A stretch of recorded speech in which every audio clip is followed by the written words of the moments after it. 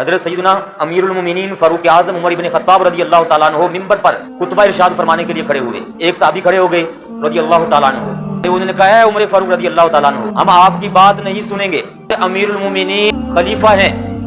آپ نے اس سے فرمایا کہ کیوں نہیں سنو گے؟ انہوں نے فرمایا آگے سے پوچھنے والے نے کل آپ نے کپڑا تقسیم کیا تھا اور وہ کپڑا جس کو جتنا ملا ہے اس سے کرتا اور نیچے کی دھوتی یہ دونوں نہیں بن سکتے. وہ کپڑا تھوڑا تھا لیکن اسی کپڑے کا حصہ جو آپ کو ملا تو آپ نے اسی سے کرتا بھی بنوایا ہوا ہے اور نیچے تہ بند بھی ہے. ساروں کو جتنا ملا اس سے یہ دونوں چیزیں نہیں بن سکتی. آپ کا یہ کرتا اور تہ بند کیسے بن گیا؟ ہمیں پہلے اس کا جواب دیجئے پھر آپ کی بات سنیں گے. یہ اسلام ہے. فاروق اعظم رضی اللہ تعالیٰ عنہ نے یہ نہیں فرمایا کہ پکڑ لو اس کو, یہ کون ہوتا ہے میرے خلاف بولنے والا, پتہ نہیں ہے میں امیر المومنین ہوں. آج کل تو یہ ہو رہا ہے, جس سے پوچھنا چاہو جس کو سمجھانا چاہو آگے سے گربان پکڑ دیتا ہے. تو کرنا ہے وہ ساڈا سردار ہے, وہ ساڈا حاکم ہے, وہ ساڈا فلاں ہے, وہ ساڈا فلاں ہے. اگر وہ ساڈا فلاں ہے تو پھر اس کو کیا مانتے ہیں ہمیں؟ کلمہ کس پاک رسول کا پڑھا ہوا ہے, کس نظام کا پڑھا ہے؟ اللہ پاک کا کلمہ پڑھا ہوا ہے. فاروق اعظم رضی اللہ تعالیٰ عنہ نے کوئی اس کو یہ نہیں کہا کہ پکڑو اس کو.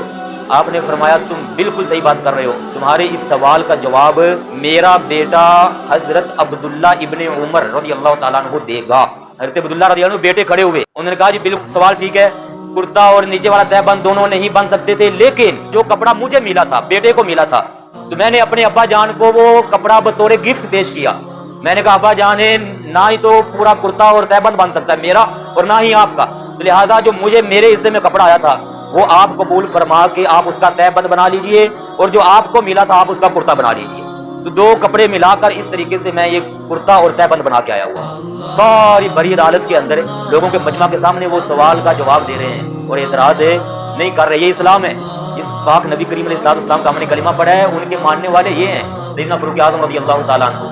اور آج جو بدکاریوں کے سرٹیفکیٹ جاری کریں, اپنی سلطنت میں کروائیں, سودی نظام چلوائیں, رشوت کا نظام چلوائیں, آپ اور میں ہم پھر بھی انہی کی خاطر مریں. میرے پیارے بھائیو ذرا سنجیدہ ہو جائیے.